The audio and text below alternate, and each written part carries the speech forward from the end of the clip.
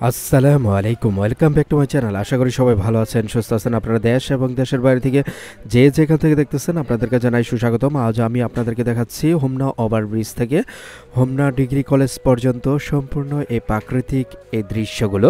তো সবাই দেখতে থাকুন, আশা করি আপনাদের কাছে অনেক অনেক ভালো লাগবে। আমাদের এই হোমনা উপজেলার হোমনা পশ্চিমপাড়ার হোমনা তিতাস নদীর তীরের এই গ্রাম আমাদের হোমনা উপজেলার মধ্যে সবচেয়ে সুন্দর একটি উপজেলা। আমাদের এই হোমনা উপজেলার প্রত্যেকটি অংশই কিন্তু খুবই সুন্দর।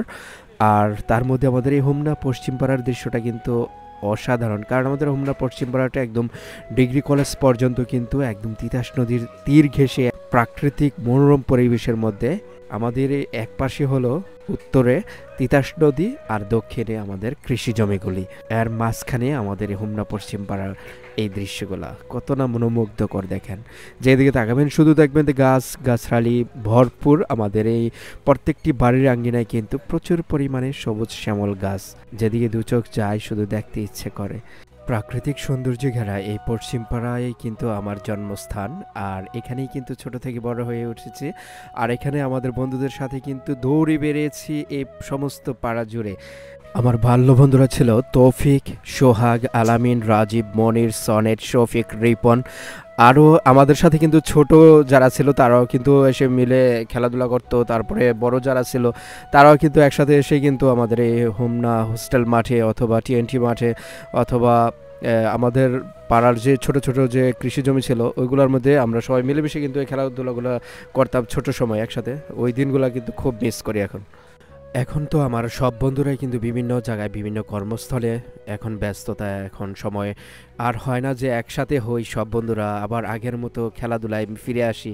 সেই দিনটা আর কখনো সম্ভব নয়।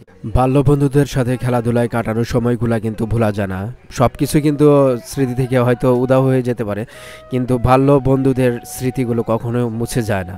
প্রত্যেকটা মানুষেরই কিন্তু বাল্যকাল ভালো হয়ে থাকে, কারো মন্দ হয়ে থাকে।